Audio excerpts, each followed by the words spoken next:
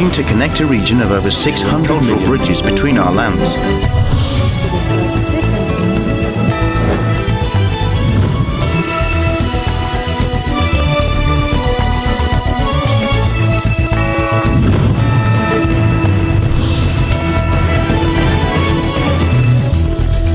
Good evening, I'm Alma Angeles, and you're watching ASEAN in Focus on tonight's headlines.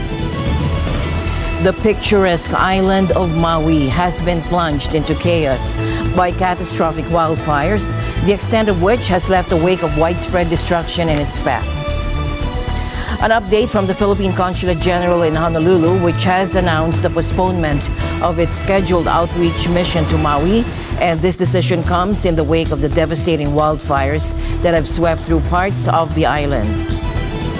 Indonesian capital Jakarta has become the world's most polluted major city, according to air quality monitoring firm IQ Air, topping global charts for days as authorities failed to grapple with a spike in toxic smog.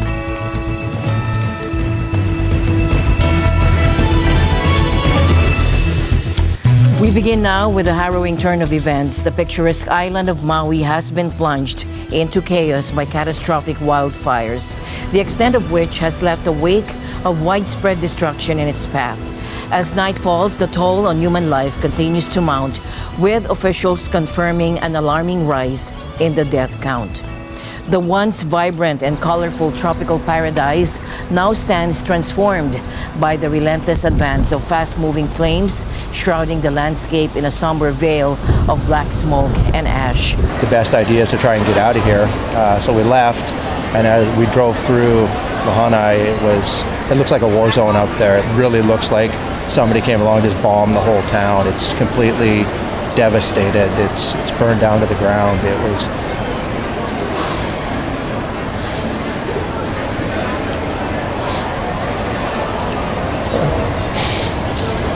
You know, I mean, it could have been a lot worse. We were lucky. We got out of there. We're safe. We're here. We're going home. But a lot of people, their lives have been really affected and devastated by this. So it's not easy. So we were stuck in our rooms for 3 days, no light. We finally got escorted out. 1,800 of us.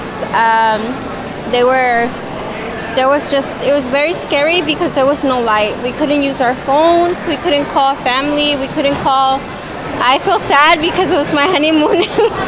And I'm sad for the people that lost their homes. Heart-trending before and after images showcase the stunning transformation of Lahaina and its historic harbor, a lively neighborhood reduced to a desolate expanse of scorched earth.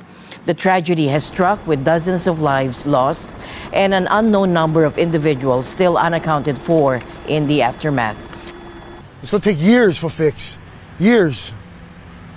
This is not even the worst of it. Still get dead bodies in the water floating and on the seawall. They've been sitting there since last night. We've been pulling people out since last night, trying to save people's lives. And I feel like we're not getting the help we need. Echoing the gravity of the situation, President Biden has granted approval for a major disaster declaration, underscoring the urgency of the crisis. We have just approved a major disaster declaration for Hawaii, which will get aid into the hands of the people desperately needing help now. They've lost, anyone who's lost a loved one whose home has been damaged or destroyed is going to get help immediately. I just got off the phone before I got here for a long conversation with Governor Josh Green this morning. Let him know I'm going to make sure the state has everything it needs from the federal government to recover. And I've ordered all available federal assets on the island, including the U.S. Coast Guard, the Navy 3rd Fleet, and the U.S. Army to assist local emergency response crews along with the Hawaiian National Guard. In a glimmer of hope, meanwhile, fire officials report that significant progress has been made, with the inferno now reported to be 85% contained. The battle against these first flames persists as brave responders and resilient communities come together to reclaim their land from the ashes. But we talked to an old gentleman who hadn't seen anything like this ever in his life, a wildfire that took the whole city. His neighbors have all lost their homes. His home was intact. He was in tears. This is a gentleman that doesn't cry easily. We saw young men on bicycles riding through Lahaina. They also had much loss to share. They lost their houses, and they don't know where to turn. So what we're telling you is we will rebuild. Today you're going to hear from not just me as governor, but you're going to see what Senator Schatz will be able to begin working on and proposing for our aid. But let me say this, a couple things. We are going to need to house thousands of people. It's our intent to initially seek 2,000 rooms so that we can get housing for people. That will mean reaching out to all of our hotels and those in the community. We'll ask people to rent those extra rooms or their ADUs. The devastation that I saw today is significant. I've been on many fires in my career. I've been in FEMA for 26 years, been to the biggest fires in the country, and the downtown area is significantly damaged and a lot of lost structures down there. Amidst the devastation, Lahaina, a cherished historic town in Hawaii, remains enveloped by rising flames and billowing smoke. The swift advance of a merciless wildfire has left a tragic toll, claiming dozens of lives. As its fiery path blazed through this iconic coastal haven on the western shores of the island, over 270 structures succumbed to destruction, forever altering the landscape of this tourist-frequented 12,000 resident gem. Here's Governor Josh Green somberly sharing what he saw. Aloha, Hawaii. Behind me, you can see the devastation here in Lahaina. We're on Front Street. I just walked the entirety of this road with Senator Schatz and Mayor Bisson. It's extraordinary. It is tragically gone. We know that many people are suffering. The fatality numbers will climb somewhat today, and we'll have those numbers for you. Everyone, love your neighbors, support them, because this is devastating for Maui. We probably have well over 1,000 buildings that have been destroyed. Many hundreds of families have been displaced. We'll rebuild. The president has already, just in 6 hours, authorized and approved our request for emergency support, but it's going to be a long haul.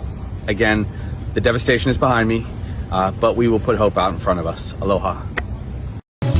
And an update from the Philippine Consulate General in Honolulu, which has announced the postponement of its scheduled outreach mission to Maui. This decision comes in the wake of the devastating wildfires that have swept through parts of the island. The Philippine Consulate General had planned an outreach mission from August 11 to the 13th, aimed at providing assistance and services to the local community. However, due to the ongoing wildfires, the mission has been rescheduled. It's worth noting that Maui is home to a significant Filipino population. According to the 2010 U.S. Census, over 8,000 Filipinos reside on the island, constituting approximately 4.3% of the total population. In an official advisory, the Philippine Consulate General highlighted the dire situation on Maui. The disaster has resulted in casualties, disrupted power and communication lines, and the closure of vital roads. The decision aligns with an emergency proclamation issued by Hawaii's acting governor, Sylvia Luke, earlier this week. The proclamation strongly discouraged non-essential air travel to Maui, considering the ongoing crisis. And widespread outpouring of grief and support, a growing list of dignitaries and celebrities are joining in solidarity with Maui during this somber time. President Joe Biden, extending heartfelt condolences, reached out to the grieving families affected by the devastating wildfires that have struck Maui. In addition to his condolences, President Biden assured the island of federal assistance and resources to aid in its recovery. The sense of loss has resonated deeply even among renowned figures. Former U.S. President Barack Obama, whose roots trace back to Oahu, expressed his condolences to the victims of Maui's tragedy through a heartfelt tweet on Wednesday. Renowned Hawaiian actor Jason Momoa utilized Instagram to lend his support to the families of Maui. Sharing his condolences and empathy, Momoa stood in unity with those affected by the calamity. Adding their voices to the chorus of support, Hawaii's own Elimale McFarlane demonstrated her compassion by offering condolences to the families affected by the devastation in Maui. Not limited to local figures, California's Governor Gavin Newsom has also extended a helping hand. Following discussions with officials, Governor Newsom announced the deployment of vital resources and a dedicated search and rescue team to facilitate recovery operations in Maui.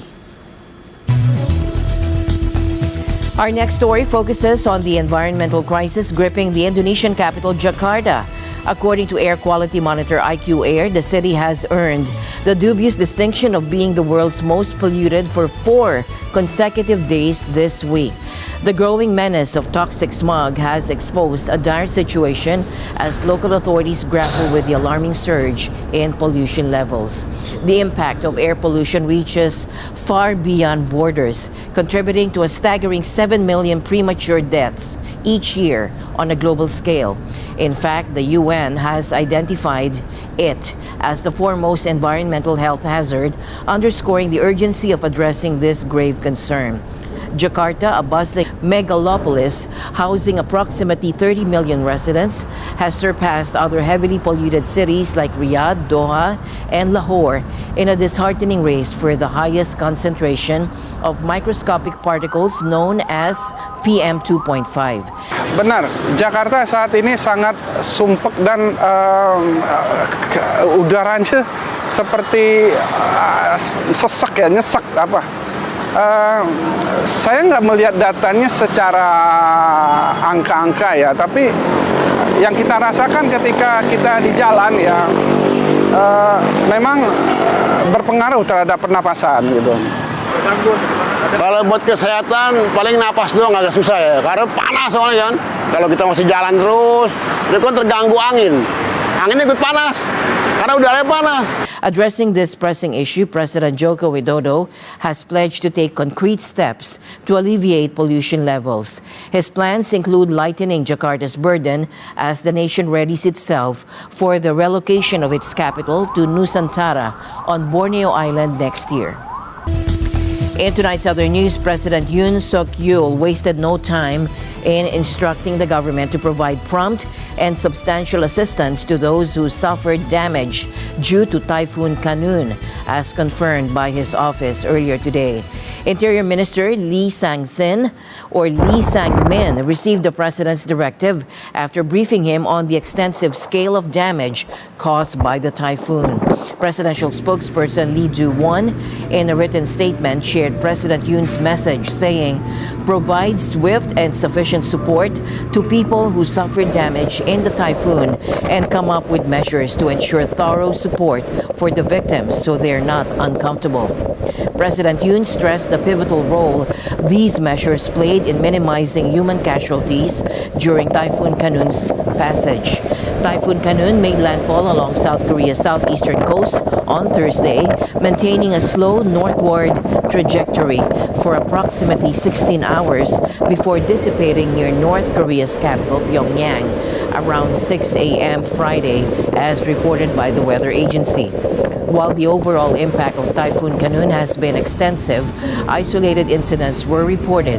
In the southeastern city of Daegu, one person tragically lost their life near a flooded stream and another individual went missing under similar circumstances.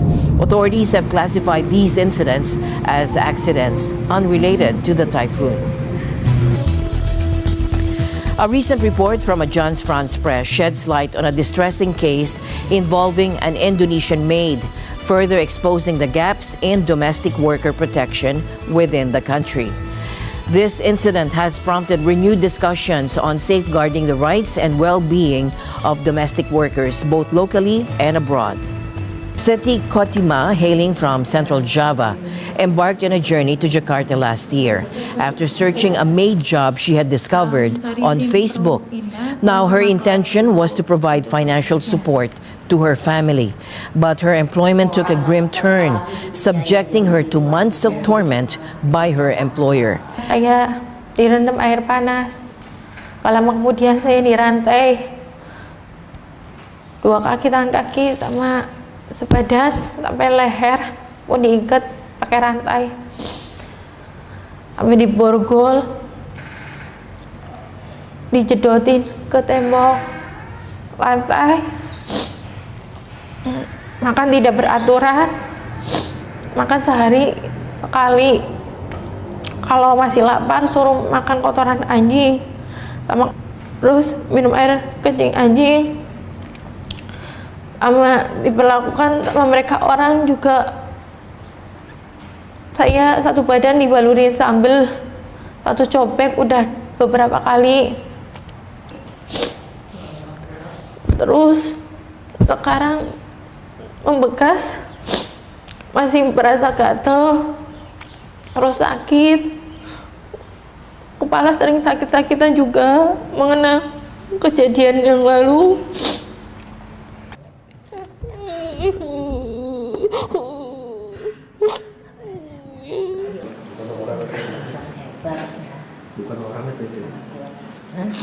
Now 24 years old, Katiman carries the physical and emotional scars of her ordeal, visible burn marks along her legs, and a lingering limp. The lack of comprehensive laws leaves more than 4 million individuals, primarily women, vulnerable to various forms of abuse. In a recent development, Katiman's affluent 70-year-old employer in South Jakarta was sentenced to 4 years in prison for physical abuse. Now, this case has sparked a conversation about the broader issue of worker protection within the region or within the nation. The absence of a comprehensive domestic worker bill in Indonesian law has persisted for nearly 2 decades, prompting activists to criticize the government for its perceived reluctance to address this pressing concern. Presently, maids are not formally classified as workers, leaving them operating within an informal and unregulated labor sector. Undang-Undang Ketenagakerjaan Undang-Undang 13 tahun 2003 itu terjadi suatu hal yang sangat fundamental, diskriminatif gitu. Orang yang bekerja itu hanya pada sektor barang dan jasa. Mereka para pekerja di sektor domestik seperti pekerja rumah tangga ini, di sektor sosial itu tidak diakui sebagai pekerja.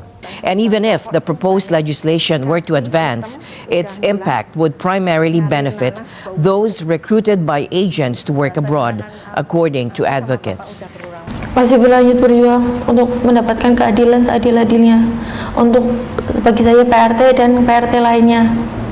Dan mendapatkan RUU PPRT juga segera disahkan biar nggak ada korban lagi, khotimah berlanjutnya jangan sampai. Cukup terakhir kalinya saja di saya nggak pengen PRT lain kayak teman pekerja saya juga yang lain. And voter registration for Filipinos overseas is ongoing. This for the Philippine national and local elections in 2025.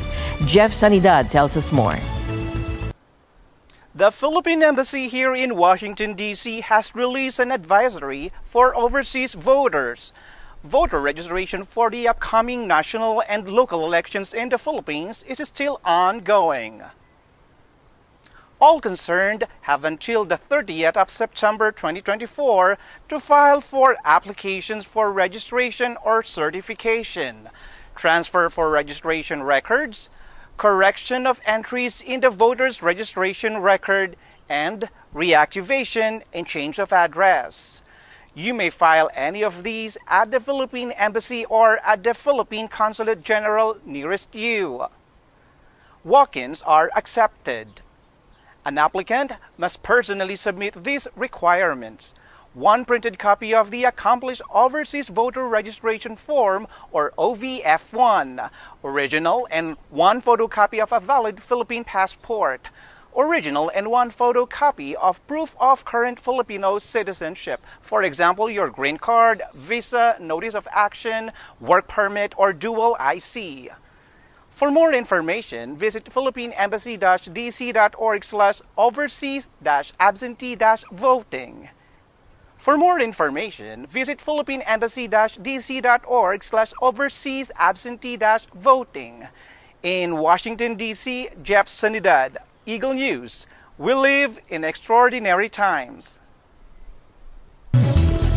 As my usual habit, I'd like to end the day on a positive note. Let's encourage and build each other up so that no one is left behind. And that's it for tonight's broadcast. I'm Alma Angela. Stay in the news because we live in extraordinary times. Good night.